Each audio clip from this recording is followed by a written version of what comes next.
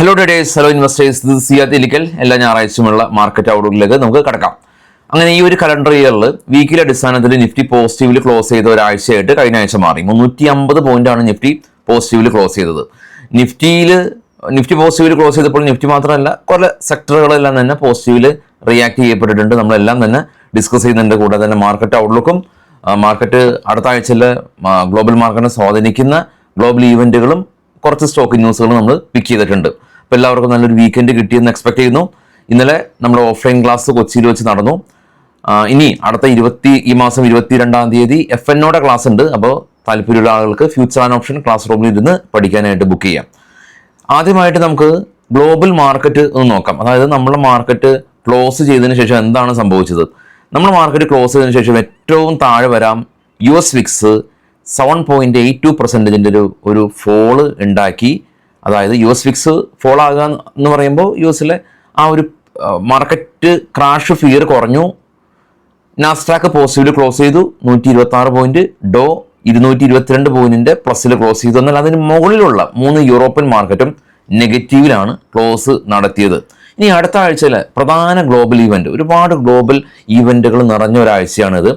നേരെ നോക്കാം. മാർച്ച് 11-ാം തീയതി അല്ലെങ്കിൽ മാർച്ച് 10-ാം തീയതി ജർമ്മനിയുടെ ട്രേഡ് ബാലൻസ് ഉണ്ട്. പക്ഷേ ഏറ്റവും ഇമ്പോർട്ടൻ്റ് ആയിട്ടുള്ള ഈവൻറ്റിലേക്ക് നോക്കുകയാണെങ്കിൽ മാർച്ച് 12 യുഎസിലെ ഇൻഫ്ലേഷൻ, മാർച്ച് 12 ഇന്ത്യയുടെ ഇൻഫ്ലേഷൻ. അപ്പോൾ മാർച്ച് 12 യുഎസിലെ പണപ്പെരുപ്പ നിരക്ക് എപ്പോഴാണ് വരുന്നത്? 6 PM Indian rupees. Crude oil ഇൻവെൻട്രീസും അതേ സമയത്ത് തന്നെയാണ്. മാർച്ച് 12 ഇന്ത്യയുടെ ഇൻഫ്ലേഷൻ 4 മണിക്ക്. അതാണ് ഈ ഒരാഴ്ചയിലെ മേജർ ഈവൻറ്റ്. കൂടാതെ ജർമ്മനിയുടെ ട്രേഡ് CPI ഡേറ്റയും യുഎസിലെ 13-ാം തീയതി വരുന്ന ഇനീഷ്യൽ ജോബ്ലെസ് ക്ലെയിം ഡേറ്റ കാണാം, മാർച്ച് 13. കൂടാതെ ഇന്ത്യയുടെ ട്രേഡ് ബാലൻസും ഉണ്ട്, UK GDP ഡേറ്റയുണ്ട്. അപ്പോൾ ഒറ്റ നോട്ടത്തിൽ നോക്കുകയാണെങ്കിൽ ഇന്ത്യയുടെയും യുഎസിലെയും ഇൻഫ്ലേഷൻ ഡേറ്റ മാർച്ച് 12 ഉണ്ട് എന്നുള്ളതാണ്. ഒരുപാട് മാറ്റങ്ങൾക്ക് വിധേയമാകാണ് നമ്മുടെ മാർക്കറ്റ്.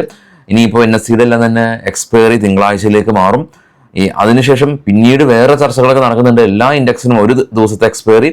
അപ്പോൾ അതിനോട് അനുസരിച്ച് നമ്മളെ ട്രേഡ് രീതികളെല്ലാം തന്നെ മാറ്റം വരുത്തേണ്ടതായിട്ടൊക്കെ ഉണ്ട്. അപ്പോൾ കഴിഞ്ഞ ആഴ്ചയിലേക്ക് വീണ്ടും വരുമ്പോൾ നിഫ്റ്റി നേരത്തെ സൂചിപ്പിച്ചപ്പോൾ തന്നെ ഒരു പോസിറ്റീവിൽ ക്ലോസ് നടത്താൻ സാധിച്ചു. നിഫ്റ്റി മിറ്റൽ ഇൻഡെക്സ് 9% ഒരു സ്പൈക്ക്, അതല്ലെങ്കിൽ റാലി. കൂടാതെ Nifty mid camp 3% rally. Nifty index അല്ല, നിഫ്റ്റി മിഡ് ക്യാമ്പ് 3% റാലി. ഇനി പ്രധാനമായിട്ടും കഴിഞ്ഞ വെള്ളിയാഴ്ച ദിവസം US മാർക്കറ്റ് പോസിറ്റീവിൽ ക്ലോസ് ചെയ്യാൻ സാധിച്ചത് എക്കണോമി ഫൈൻ ആണ് എന്നുള്ള രീതിയിൽ ജെറോം പവൽ, യുഎസിലെ സെൻട്രൽ ബാങ്ക് തലവൻ്റെ ഒരു പ്രസ്താവന ഉണ്ടായിരുന്നു. അതാണ് US മാർക്കറ്റിൽ ക്രാഷിൻ്റെ വക്കിൽ നിന്ന് രക്ഷിച്ച ഒരു പ്രധാന ഒരു കമൻ്റ് എന്ന് പറയുന്നത്.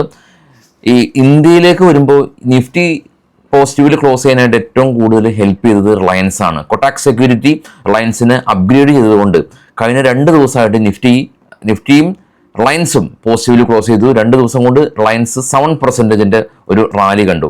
FISന്റെ ഒരു കോൺട്രിബ്യൂഷനും കഴിഞ്ഞ ആഴ്ച ഉണ്ടായിരുന്നില്ല. FISന്റെ ഭാഗത്തു നിന്ന് അവസാന ബൈയും കണ്ടത് ഫെബ്രുവരി 18-ാം തീയതിയാണ്. അതിനു മുമ്പുള്ള ബൈയും കണ്ടത് ഫെബ്രുവരി 4-ാം തീയതിയാണ്. ഈ ഒരു വർഷം അവർ 1.67 lakh crores ഒരു ഹ്യൂജ് സെല്ലിംഗ് ആണ്.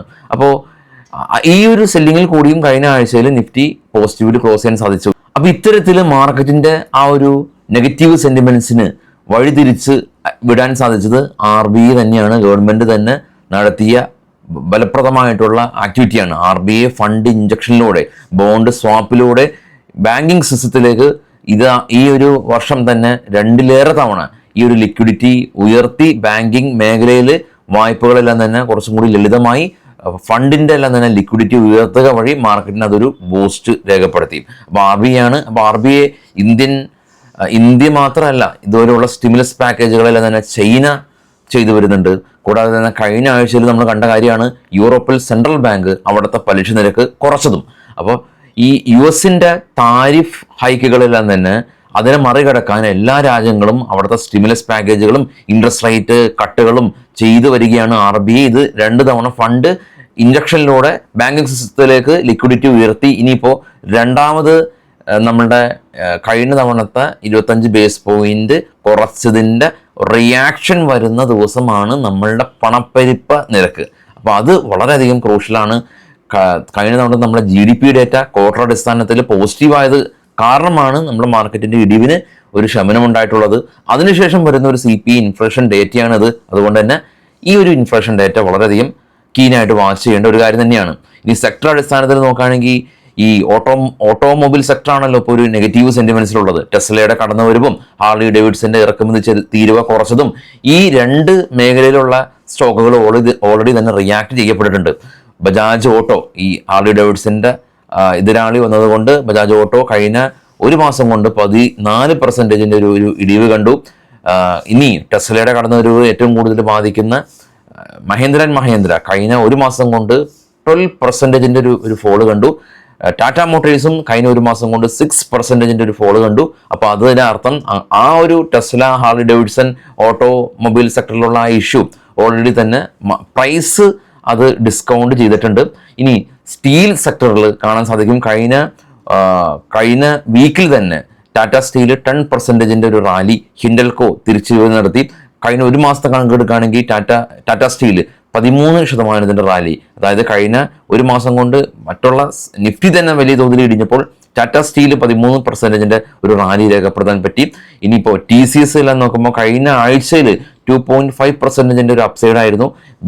കഴിഞ്ഞ ഒരു മാസത്തെ കണക്കെടുക്കുമ്പോൾ 10% ഓൾറെഡി തന്നെ കറക്റ്റ് ചെയ്തിട്ടുണ്ട്. അപ്പോൾ US ഡോളർ ഇൻഡെക്സിന്റെ ആ ഒരു ഫോളാണ് കഴിഞ്ഞ ആഴ്ചയിൽ ടാറ്റ സ്റ്റീലല്ല TCSന് ഗുണകരമായത്. അപ്പോൾ എന്താണ് ഡോളർ ഇൻഡെക്സ്? US ഡോളറിന്റെ ആ ഒരു വെയിറ്റേജ് ലോകത്തിലുള്ള പ്രമുഖ 6ഓളം കറൻസി ആയിട്ട് തട്ടിച്ച് നോക്കുമ്പോൾ യുഎസിന്റെ ഡോളർ എത്രമാത്രം ശക്തി പ്രാപിക്കുന്നു എന്നുള്ളത് കാണിച്ചു തരുന്നതാണ് ഡോളർ ഇൻഡെക്സ്. അപ്പോൾ ഡോളർ ഇൻഡെക്സും ഇന്ത്യൻ മാർക്കറ്റും തമ്മിൽ വളരെയധികം ബന്ധമുണ്ട്. Dollar index US dollar index താഴുമ്പോഴാണ് ഇന്ത്യൻ മാർക്കറ്റ് സ്വാഭാവികമായിട്ട് മുകളിലേക്ക് പോകുന്നത്. ഇപ്പോഴത്തെ അവസ്ഥയിൽ dollar index US dollar index ഉയരുകയാണ്. അതുകൊണ്ട് തന്നെ റുപ്പീസ് ഡിപ്രീസിയേഷൻ ചെയ്തു. അതുകൊണ്ട് ഇന്ത്യൻ മാർക്കറ്റ് താഴെ പോകുന്നുണ്ട്. നമുക്ക് ജസ്റ്റ് ഒരു ചാർട്ട് കണ്ടിട്ട് തിരികെ വരാം.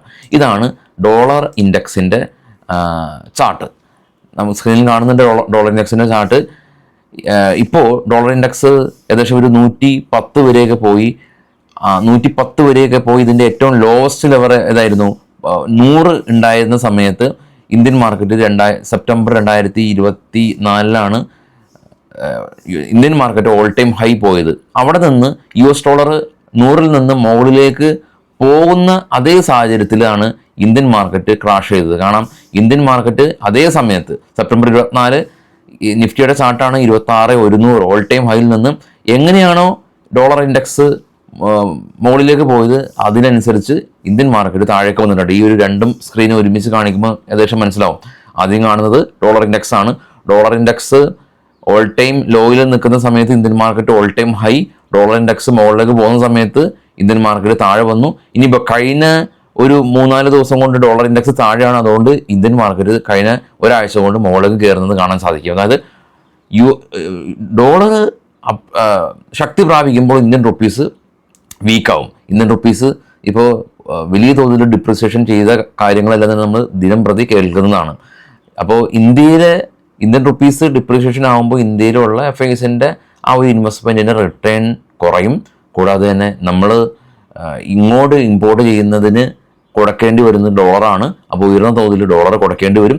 ചുരുക്കം ചില ഫാർമ, ചുരുക്കം ചില IT കമ്പനീസിന് മാത്രമാണ് ഇന്ത്യൻ റുപ്പീസ് ഡോളർ ശക്തി പ്രാപിക്കുമ്പോൾ നേട്ടം കൈവരിക്കാറ്. പക്ഷെ അവരും ലോങ് ടൈം പെർസ്പെക്റ്റീവിൽ അവർക്കും അത്ര നല്ലതല്ല. കാരണം ഇന്ത്യ എന്ന് പറയുന്നത് ക്രൂഡെല്ലാം തന്നെ വൻതോതിൽ ഇറക്കുമതി ചെയ്യുന്നതാണ്. അതിന് പകരമായിട്ട് നമ്മൾ കൊടുക്കുന്നത് US ഡോളറാണ്. അപ്പോൾ US ഡോളറിൻ്റെ ശക്തി പ്രാപിക്കുന്നത് ഇന്ത്യൻ മാർക്കറ്റിന് അത് ദോഷകരമാണ്. ഈ ഒരു chart US dollar index trading വ്യൂവിൽ പോകാം. US ഡോളർ ഇൻഡെക്സ് എന്നൊക്കെ വിശകലനം ചെയ്യുകയാണെങ്കിൽ അതിനെക്കുറിച്ച് കൃത്യമായിട്ട് ഈ പറഞ്ഞ ചാർട്ട് നിങ്ങൾക്ക് ലൈവായിട്ടൊക്കെ കാണാനായിട്ടൊക്കെ പറ്റും. ഇനി ഈ മാർക്കറ്റിൻ്റെ ഈ ഒരു ഫോള് കാരണം ഒരുപാട് IPOs ലൈനപ്പാണ്. HDB finance, Hero FinCorp, Reliance Jio, പ്രസ്റ്റീജിൻ്റെ ഹോസ്പിറ്റാലിറ്റി, കാനറ റബോക്കോ, AMC, ബ്രിഗേഡിൻ്റെ ഹോട്ടൽ, ഗ്രേവ്സ് ഇലക്ട്രിക് മൊബിലിറ്റിയുടെ സബ്സിഡിയറി കമ്പനി, JSW സ്റ്റീലിൻ്റെ സബ്സിഡിയറി ആയിട്ടുള്ള JSW സിമെൻറ്റ്.